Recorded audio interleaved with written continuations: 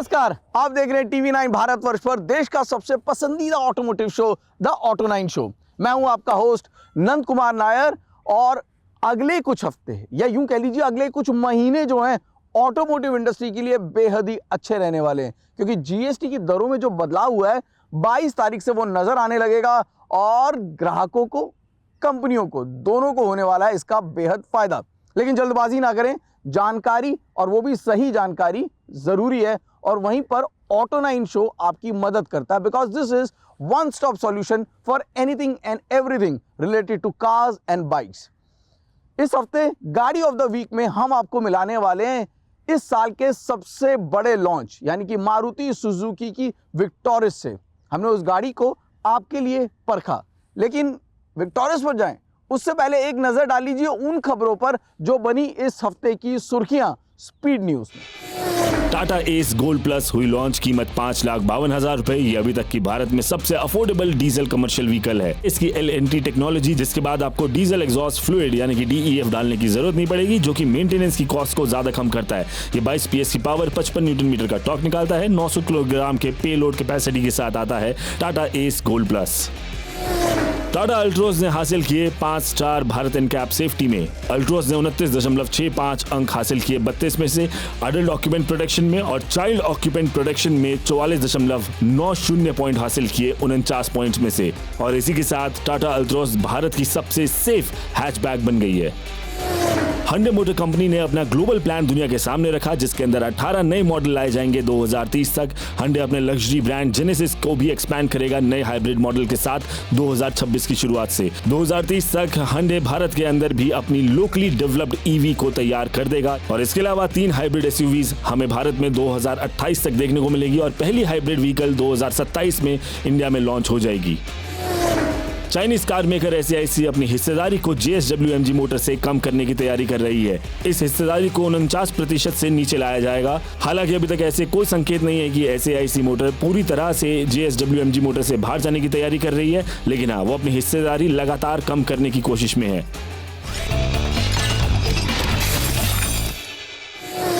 Asia cup में भारत पाकिस्तान के match को लेकर लोग 2 भागों में बटे हुए हैं, लेकिन मारुति सुजुकी की इस नई गाड़ी विक्टोरिस को लेकर सबकी राय सिर्फ एक है, वो ये कि मारुति सुजुकी ने एरिना के प्लेटफॉर्म पर 10.5 लाख रुपए की कीमत पे इस विक्टोरिस को निकालकर शायद इस साल के सबसे बड़े लॉन्च की बुनियाद रख दी है।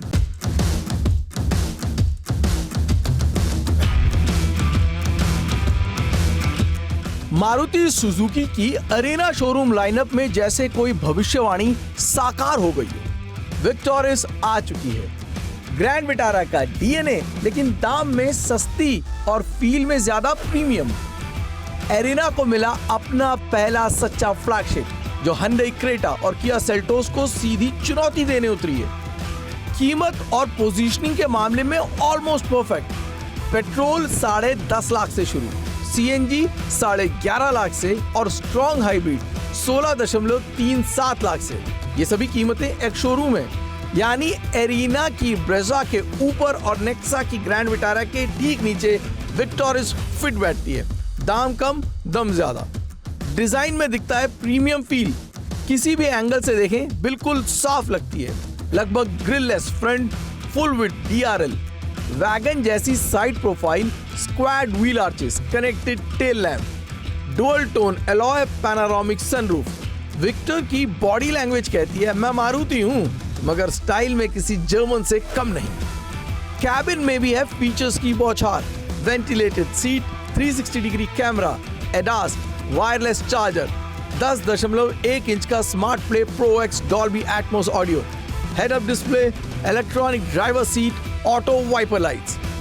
मारुति जो पहले मिनिमम के लिए जानी जाती थी, अब मैक्सिमम मोड में है। विक्टोरिस एरिना की सबसे फीचर लोडेड SUV बन चुकी है। 1.5 लीटर का petrol engine, manual, automatic, all grip, 1.5 litre का petrol plus CNG manual transmission के साथ, वहीं 1.5 लीटर का स्ट्रॉन्ग हाइब्रिड ECVT के साथ। एक्सटीरियर इंटीरियर दोनों में आपने कई सारे बदलाव देखे हैं। अमूमन लगेगा कि इंजन वही है K15, ट्राइड एंड टेस्टेड, बहुत सारी गाड़ियों में हम देख चुके हैं। तो क्या इसमें आपको बहुत ज़्यादा चेंजेस मिलेंगे? प्लेटफॉर्म वही है GV वाला यानी ग्रैंड विटारा वाला या फिर ब्रेजा वाला, बट नहीं, उस लिहाज से भी यहाँ पर कई सारी चीज़ें, जो राइड क्वालिटी है ना उसमें बहुत ज़्यादा बदलाव है जो कि यहाँ पर देखने को मिल रहा है। स्मूथ या पहले से बेहतर होने की बजाय यूँ कह सकते हैं कि जो इसमें जो स्प्रिंग वाले पार्ट्स हैं उनमें जो है तब्दीली करी गई है, कैलिब्रेशन जो है उसमें थोड़ी तब्दीली करी गई है, राइड क्वालिटी जो है वो ग्रैंड विटारा से बेहतर यहाँ पर मुझे नज़र आ रही है। हाँ, वो जो पावर एंड टॉर्क जिनकी पहली पसंद रहती है उनको थोड़ी सी निराशा आ गई, क्योंकि शायद स्ट्रॉन्ग हाइब्रिड जो इस वक्त मैं चला रहा हूँ वहाँ पर टॉर्क जो है वो 122 Nm तक हो जाता है, तो टॉर्क जो है वो थोड़ा आपको कम लगेगा। You won't feel that power that you require, क्योंकि यहाँ माइलेज है ना उस पर ज़्यादा फोकस रहता है। EV मोड में शहर में बिल्कुल शांत और हाइब्रिड में बेमिसाल mileage. All grip all wheel drive से ऑफ रोड ट्रैक पर भी आत्मविश्वास के साथ चलती है। ये कोई रेसर नहीं है, मगर शहर और हाईवे दोनों में स्मूथ, सटल और भरोसेमंद साथी।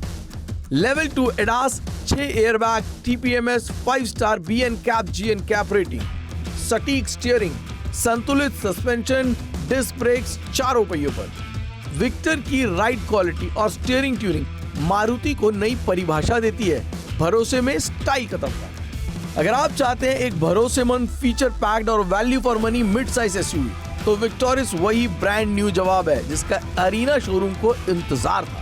ग्रैंड विटारा जो गैप भर नहीं पाई, विक्टोरिस अब वहीं पर अपनी जीत का झंडा गाड़ने आई है। गाड़ी ऑफ द वीक के बाद वक्त हो चला है स्पॉटलाइट का, तो सीधे चलते हैं नितिन के पास जो Hyundai मैनेजमेंट से मिले, ये जानने के लिए कि इस फेस्टिव सीजन में Hyundai क्या खास कर रही है अपने ग्राहकों के लिए।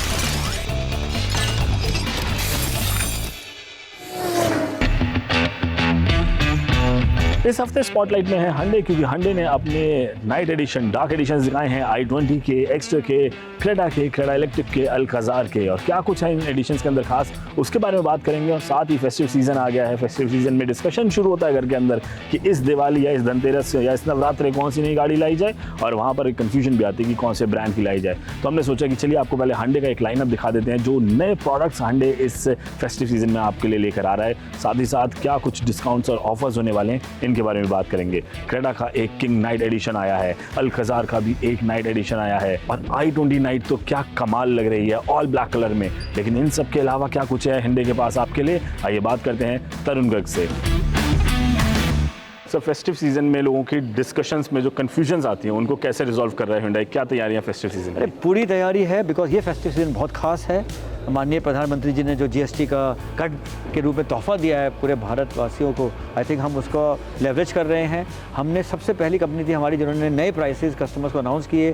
पंकज त्रिपाठी जी के हाथ एक बड़ा ज़बरदस्त कैंपेन हम कर रहे हैं जो कस्टमर को बता रहा है कि ना सिर्फ GST कट हुआ है, उसके अलावा भी बहुत शानदार ऑफर्स Hyundai की सभी गाड़ियों पे हैं। आज आप देख रहे हैं कि ये 8 नए लॉन्चेस हम कर रहे हैं।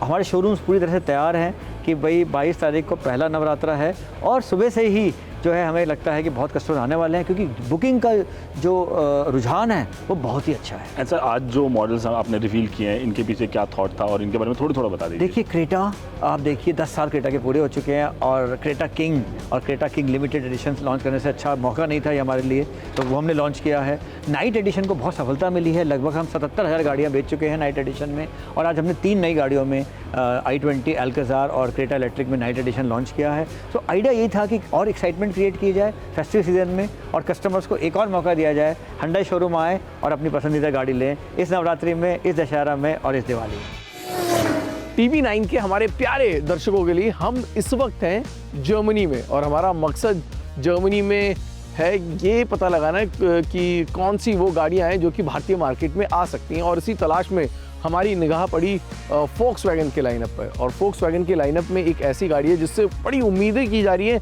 कि वो शायद इंडियन मार्केट में बहुत जल्द आ सके, साल के अंत में या फिर अगले साल की शुरुआत में। गाड़ी ये आपके सामने खड़ी है, वो है Volkswagen की टायरॉन। Volkswagen की गाड़ियों में नामों में कन्फ्यूजन तो रहती है, इसके नाम में भी आपको थोड़ी वो लगेगी। टायरॉन नाम है, Volkswagen की नई बैजिंग आपको यहाँ पे नज़र आ रही है, और साथ में जो स्लीक DRLs और मस्कुलर बॉनेट है, ये Volkswagen की प्रीमियम गाड़ियों की एक पहचान है और वो पहचान आपको यहाँ पर भी देखने को मिल रही है। तो स्लीक हेडलाइट्स और ये मस्कुलर बॉनेट जो है टायरॉन की अच्छी खासी एक पहचान है जो कि इंडियन रोड पे आ सकती है। अब अगर ये इंडियन रोड पे आएगी तो इसकी पोजीशनिंग क्या होगी? इसकी पोजीशनिंग होगी, ये सब 5 सीटर 7 सीटर दोनों कॉन्फ़िगरेशन में मौजूद है, लेकिन भारत में अगर आएगी तो सिर्फ 7 सीटर कॉन्फ़िगरेशन में आएगी। इसके कई सारे ऑप्शंस बाहर यूरोपियन मार्केट में मौजूद हैं। इसका 1.5 लीटर TSI E मौजूद है, 2 लीटर का पेट्रोल TSI मौजूद है, उसी तरीके से इसका PHEV और डीजल भी मौजूद है। प्लग इन हाइब्रिड नहीं लेके आएगा ऐसा मेरा मानना है, वो इसलिए भारत में शायद उसके लिए दिक्कत हो सकती है। हाँ, अगर लेके आएगा तो पोजीशनिंग ज़रूर बहुत अच्छी हो सकती है, बट डीजल से उम्मीदें बिल्कुल नहीं है। 1.5 लीटर वाला भारत में पसंद नहीं करते, तो क्या बचा? 2 लीटर, यानी कि 2 लीटर का जो TSI इंजन है उसी के साथ इसकी इंडियन एंट्री हो सकती है। गाड़ी का डिज़ाइन फील आप एक बार 360 डिग्री इसका लुक ले लीजिए। हम इस गाड़ी को ड्राइव करेंगे, लेकिन ड्राइव रिव्यू के लिए आपको इंतज़ार करना पड़ेगा। इस बार हम सिर्फ गाड़ी के बारे में आपको बता रहे हैं कि गाड़ी में क्या क्या मौजूद है। एक बार अंदर से भी आपको दिखा देते हैं। टायरॉन को जब डिज़ाइन किया गया था, बाजार में उतारा गया था, तब जो था उनका मानना कुछ अलग था। तभी आपको यहाँ पर बड़े बड़े स्क्रीन से जो कि नज़र आते हैं, फिजिकल बटन्स आपको कम नज़र आएंगे, लेकिन अब वो चीज़ें बदल चुकी हैं। लेकिन यही गाड़ी अगर वहाँ पे आती है तो इसी रूप में आएगी। एक लंबा चौड़ा पैनोरामिक सनरूफ आपको देखने को मिल रहा है इस गाड़ी में। कुल मिला के जो सबसे बड़ी जो दिक्कत आएगी ना, वो ये कि इस गाड़ी को 7 सीटर में उतारा जाएगा। और जहाँ तक हमने इसके तीसरे स्पेस को चेक किया तो वो तीसरा स्पेस जो है, यानी वो जो थर्ड रो है, वहाँ पर 2 व्यक्ति या यूँ कहिए 2 बच्चे ही आराम से जा सकते हैं। 7 बंदों के लिए ये गाड़ी सही नहीं है। जब ऑल स्पेस भी आई थी तब वो भी कुछ बहुत ज़्यादा सक्सेस नहीं ले पाई थी। और ये जो कैटेगरी है, वहाँ पर टोयोटा की गाड़ी मौजूद है जिसको वैसे भी टच करना बहुत मुश्किल है, और साथ में स्कोडा की कॉर्डियक है जो कि मौजूद है। इन दैट केस वोक्सवैगन गाड़ी लाए, कितना बिजनेस पर्पस सॉल्व होगा, कितने वॉल्यूम आएंगे, इस बारे में तो सिर्फ मार्केट या फिर आप कस्टमर ही तय कर सकते हैं। आज के लिए ऑटो 9 शो में इतना ही। मुलाकात होगी अगले हफ्ते, तब तक के लिए नमस्कार।